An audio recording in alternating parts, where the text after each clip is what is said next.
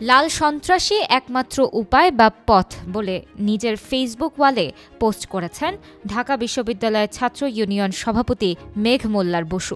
একই সাথে ইঙ্গিত দিয়েছেন স্বতন্ত্র যুদ্ধের।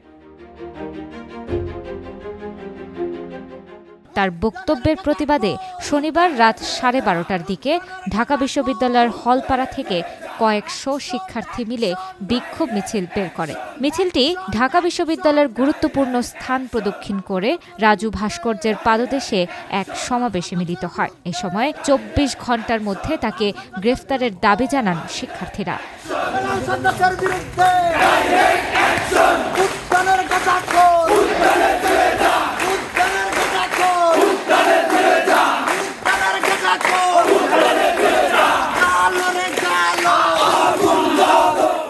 সমাবেশ শেষে শিক্ষার্থীরা ঢাকা বিশ্ববিদ্যালয়ের সেন্ট্রাল লাইব্রেরি এলাকায় সিরাজ শিকদারের গ্রাফিতিতে জুতা নিক্ষেপ করেন এবং গ্রাফিতি মুছে ফেলেন।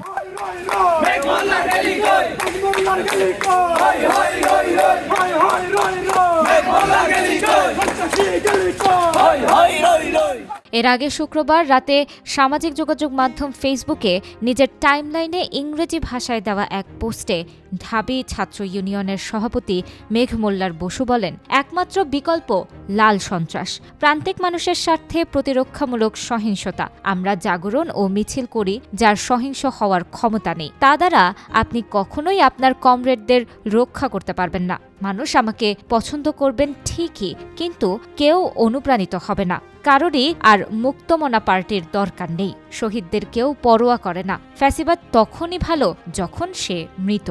তিনি ডানপন্থাকে ইঙ্গিত করে আরও বলেন, এই ডানপন্থীদের পাগলামিতে আপনাকে সার্বভৌমত্বের নামে হত্যা করা হবে এবং আপনার চরিত্রকে হত্যা করা হবে। মুক্তমনা এবং কেন্দ্রবাদী যারা, তাদের হৃদয় তারা ডানপন্থার কাছে বিক্রি করেছে। তারা দাবি করবে এটি একটি সাংস্কৃতিক যুদ্ধ এবং উভয় পক্ষই কতটা খারাপ। আপনাদের খুব কম বন্ধুই আছে, এমনকি একজনকেও হারানোর সামর্থ্য আপনাদের আর নেই।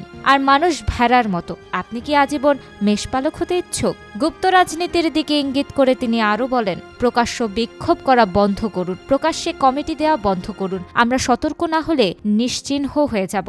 দাঁত ও নখর বেরিয়ে আসছে। এভাবেই আপনার পথকে আপনি ব্যঙ্গ বিদ্রুপ থেকে বাঁচাতে পারবেন। আসুন এটিকে আমাদের গুপ্ত বন্ধুদের কাছে নিয়ে যাই, আমাদের সাথেই থাকুন। তার এই বক্তব্যের প্রতিবাদে সংক্ষিপ্ত সমাবেশে ঢাকা বিশ্ববিদ্যালয়ের শিক্ষার্থী মুসাদ্দিক আলী ইবনে মুহাম্মদ বলেন, আপনারা জানেন ওই কুখ্যাত লাল সন্ত্রাসে 80-90 দশকের ন্যায় আবারও ঢাবি ক্যাম্পাসে লাল সন্ত্রাসের ঘোষণা দিয়েছে।